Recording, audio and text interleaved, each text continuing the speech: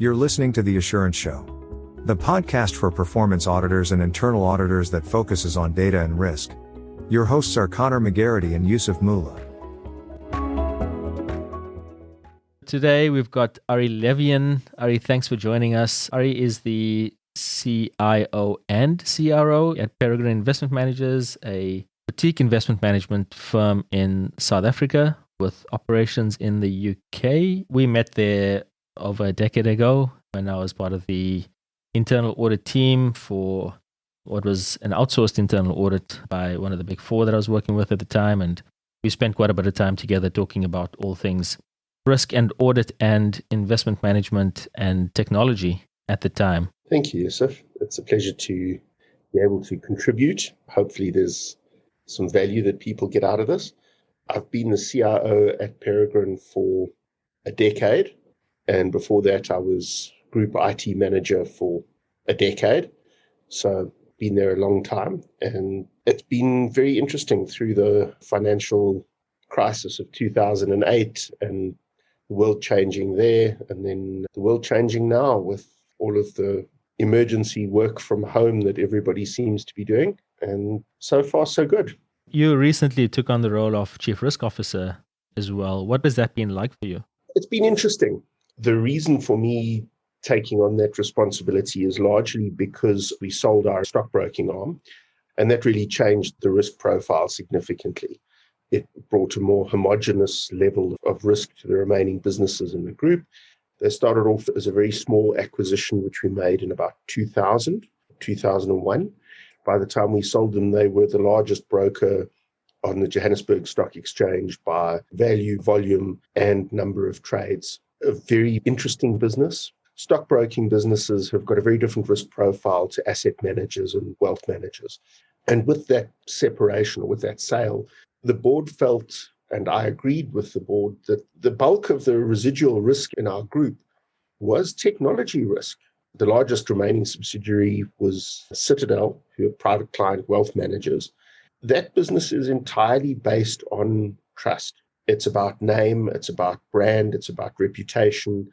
In a business like that, where you're dealing with high net worth and ultra high net worth individuals, if you've been the victim of cyber compromise, it really is brand negative, shall we say. The largest set of risks from a group perspective was in the technology space. And I think we're starting to see that more and more with all of the ransomware detonating all over the place. Risk can be a multifocal area. You can look at it from a tech point of view, you can look at it from a personal point of view, you can look at it from a business point of view. And when all is said and done, what you ultimately need to do is look at it from your client point of view. Each stakeholder needs to have their own viewpoint looked at, and you need to make the usual trade-off because you can't zero out all risk. You've got to manage it appropriately.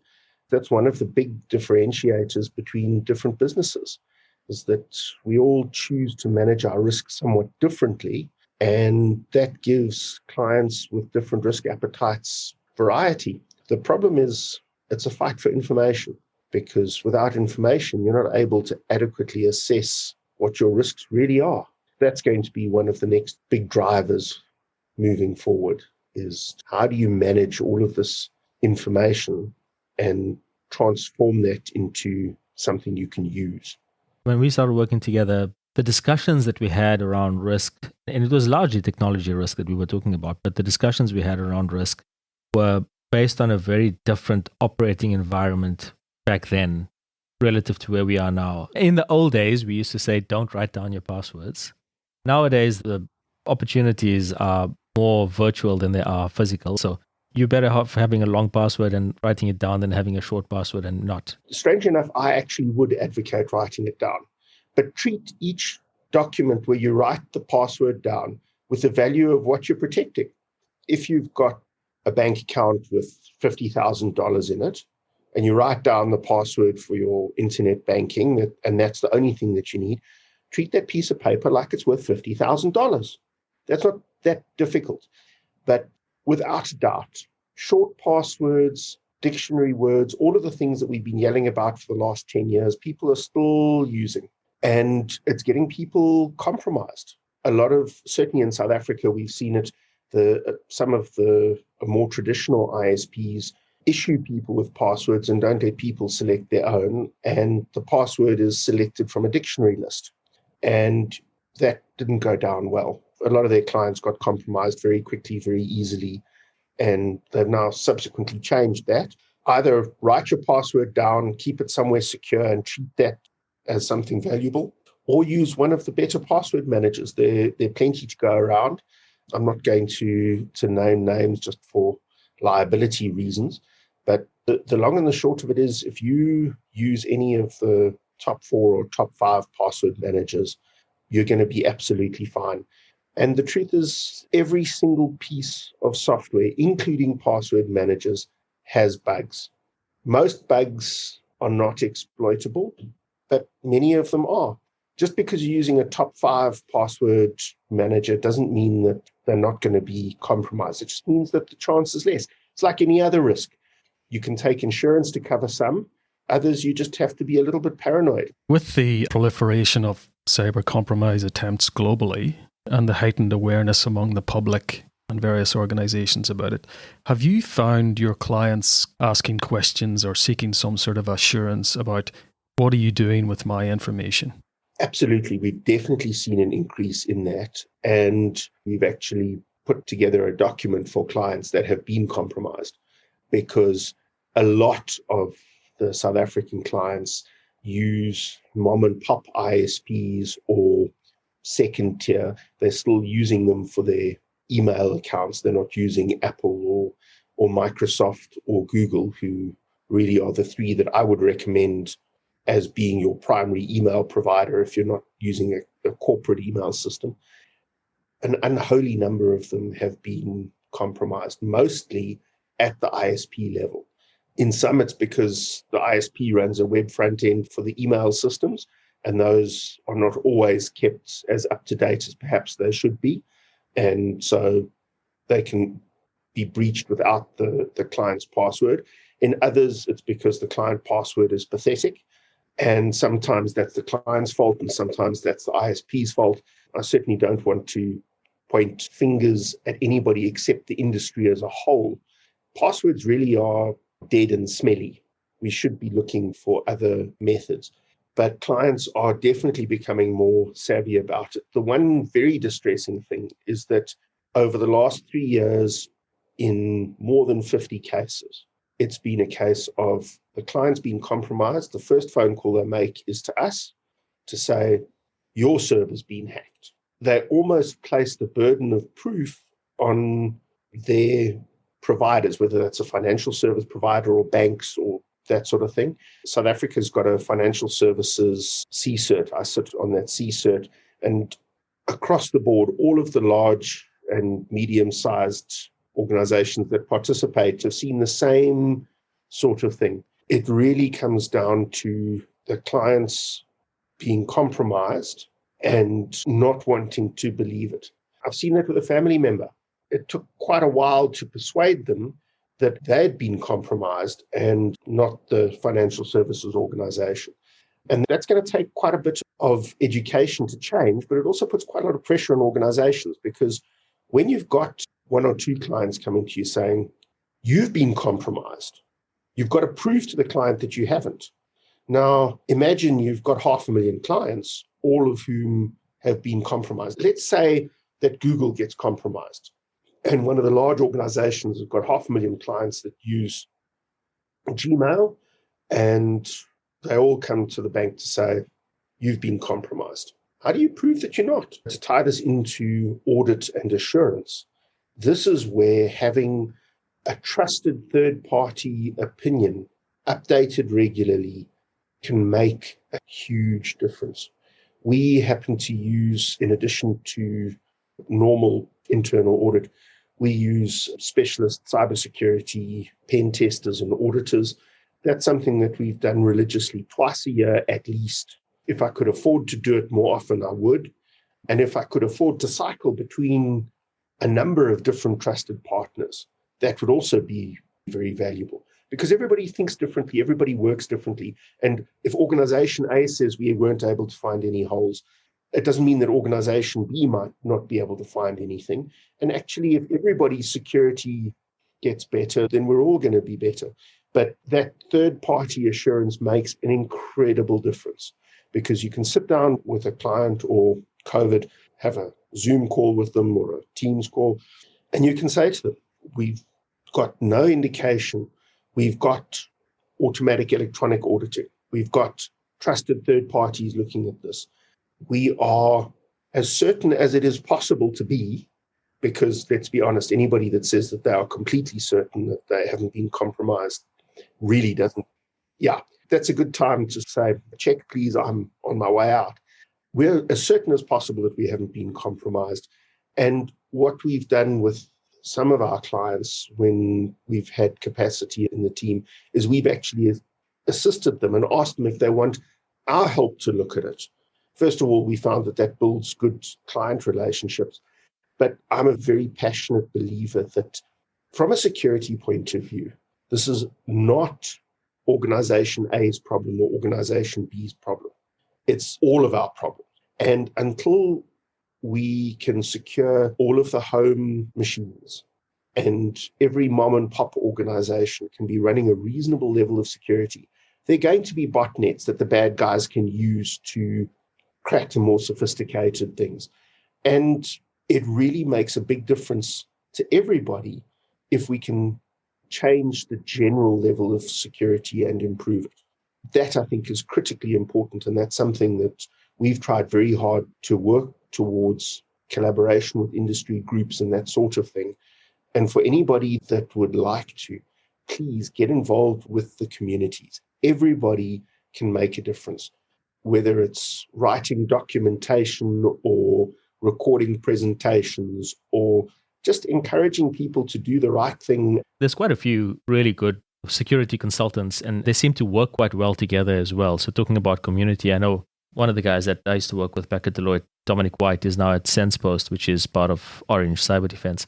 And they do a really good job, lots of research, really good job. But they also seem to have a good community going where people talk about things amongst the security community, lots of collaboration going on as well. So there's obviously a good intent in terms of security people to get that uplift going. Hopefully I'm preaching to the choir, but security research is critically important, and sharing that information is really vital. Yes, the bad guys are going to get it, but how do you know the bad guys don't have it anyway? And the only way to make progress in this is actually to fix it. You mentioned the name, so I'm going to just jump on that and endorse it. SensePost do an outstanding job. I've known Dominic since he was at Deloitte, and I've known a lot of the SensePost people going back to at least 2005. And above all, they are ethical. They do not behave in ways that are questionable. I'd like to give them a shout out for that, because I think that's an incredible thing to do. Those of us that are consumers of those sorts of services, everybody, ensure that your provider is ethical. There are horror stories about some of these cybersecurity consultancies. Some of them are true and some of them aren't. Your gut often tells you things before your conscious mind has been able to figure out why your gut is saying that. And that's important. Trust your gut. The Assurance Show is produced by Risk Insights. We work with performance auditors and internal auditors, delivering audits, helping audit teams use data, and coaching auditors to improve their data skills. You can find out more about our work at data-in-audit.com. Now, back to the conversation. You've obviously had to deal with a range of internal auditors over the years. What has your experience been with internal auditors? And in particular, what would you say are the characteristics that you saw from good interactions with auditors would have been? Too many internal auditors don't read the previous year's audit findings, audit notes, but it's very simple. Good internal audit is curious. They question and they ask intelligent questions. What is the purpose of this control? What do you find when it works? What do you find if it doesn't work? Are there any ways around it? And if you start getting towards a higher grade, is this control worth the cost that it imposes on the organization? And I'm not just talking about the cost in bean counter terms, not just the dollars and cents. So we've got this fantastic control, and it works 98% of the time, and it's cheap in dollar terms. But it means that our competitors are turning this particular process around in 25 minutes, and we're taking 3 days. Is it worth that? And if it is, fantastic. Shout it from the rooftops. Say to the clients, we take our time and make sure that your money and your information and your interaction with us is safe. That is why we delay this. And you can prove it. And maybe your competitors have started a march on you and they've got something else. Fine, you'll learn from it. But some of the best interactions that you and I had as a team, because that's the way that we worked, was asking questions and actually having an honest debate about the value of a control and suggesting alternatives and looking at things from an audit point of view. And one of the things that landed up coming out of that is when we look at new business processes, we actually try and involve internal audit from the design of those processes.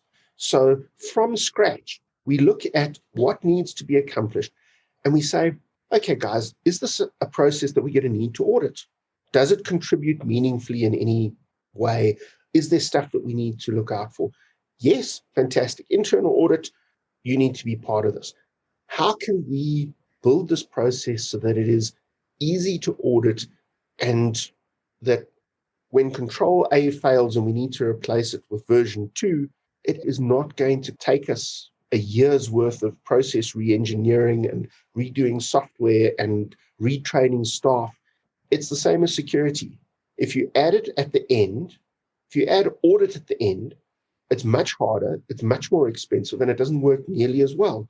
If you start at the beginning and you say, we know that we're going to have to verify this process. How the hell do we do this?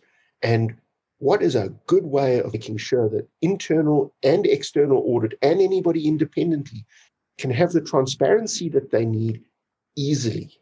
Does that create any sort of conflict for the role of internal audit, though? So if they're involved in the design of a new control and then may ultimately be involved in testing its effectiveness, how do you make sure there's no overlap between those duties? Different teams. What we did at one stage was we actually would get internal audit from one part of the business to look at the controls that we were designing in another part of the business, so that people aren't obviously marking their own homework. As you say, that's potentially a major issue. But that's also a good argument for having somebody with internal audit experience involved in the design process. You really can make a lot of use out of people's experience. We sometimes think, so-and-so is almost about to retire. I'm sure I can do everything they can do. Yeah, maybe you can. But in medicine, there is a story. When my dad was lecturing medical students, he always used to say, very simple, how do you know that somebody has got a disease? So it's a bit like when you're walking down the street and you see Aunt Minnie. How do you recognize Aunt Minnie? You recognize Aunt Minnie because you've seen her before, and you've met her and you've talked to her. It's the same with this sort of thing. Somebody who's been doing this for 20 years, in all likelihood, you're going to find people who've been doing it for a year who are as competent and perhaps as skilled. But you cannot replace the value of that 20 years of experience. And that's, again, one of the reasons why I'm absolutely passionate about having teams that are heterogeneous. You want people of multiple cultures, multiple genders, multiple sexual orientations, multiple viewpoints. You want radicals, you want conservatives. It's not always possible in a small team.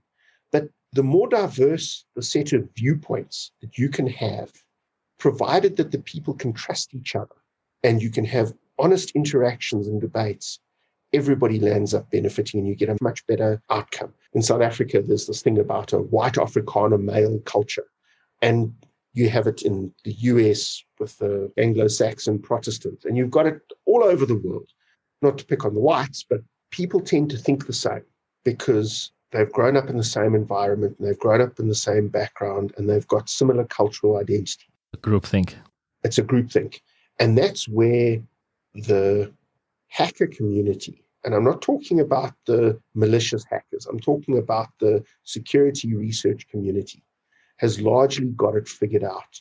There are people from all over the world doing the most incredible research, and you'll find a 14-year-old Azerbaijani boy working with a 60-year-old American female, and it doesn't matter because people find others that they can work with and it gels.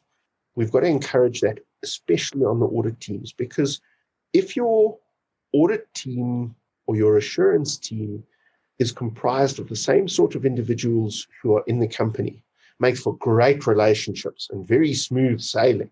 But actually, it needs to be almost a competition, a friendly competition. But we've designed this. It's working like that. Come pick the holes in it. Not because you guys are better than us, but because you think differently.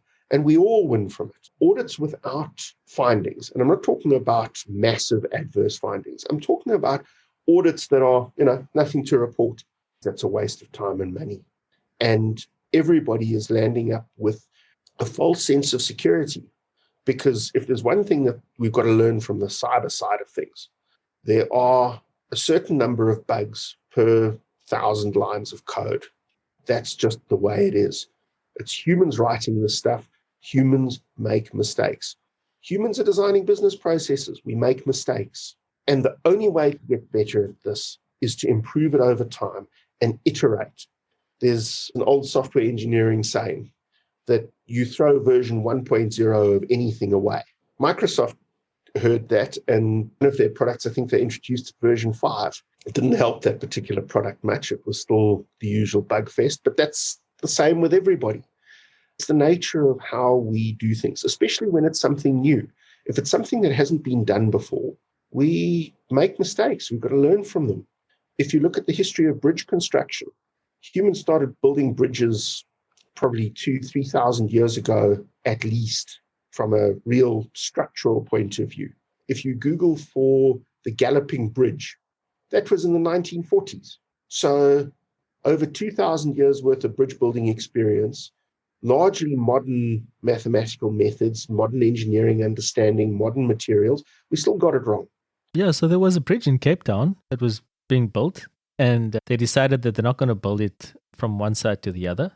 They're going to start on the opposite ends and meet in the middle. And they didn't meet in the middle. I don't know if you remember that, but that bridge still stands. So your lane and the oncoming lane sort of meet head on at some point. We've got to acknowledge that we make mistakes. Donald Knuth, who's really the father of modern computer science, along with Turing and the rest, but premature optimization is the root of all evil. When you're looking at all of these processes, when you're looking at something, don't automate it too early. Don't optimize it too early. Figure out how it works. Build it, make it nice and robust, and then iterate a bit. Yeah, it's going to cost you more short term. Long term, I promise it's going to run smoother, work better, and therefore it's going to save you money. We've got to also find a way of getting over this short-termism where if it's not going to show in the next quarter's results, nobody's interested. There are lots of things where you make an investment in time, money, whatever, and it's going to take 5 years before you're going to see financial benefit. But you're going to start seeing organizational benefit and culture benefit. Old-fashioned values are not always the best, but in many cases we can learn a lot from the principles on which those processes were built.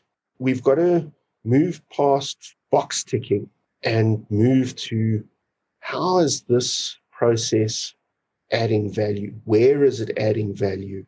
Audit and assurance in general and risk management has got so much value to add because if we ask the right questions, we spark off all sorts of things. In terms of people getting hold of you, getting in touch with you, connecting to bounce ideas, what's the easiest way for that to happen? Easiest is email.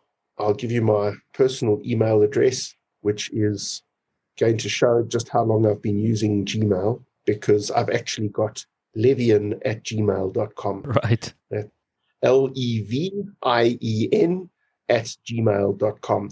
And there's one young lady from Vietnam, Levien Van. If you're listening to this, please stop trying to use my Gmail address. Thank you. Excellent. Ari, thank you very much for sharing your insights. Lots to think about. And my takeaway has been just be curious. Takeaway for me was internal audit is a critical friend within any organization.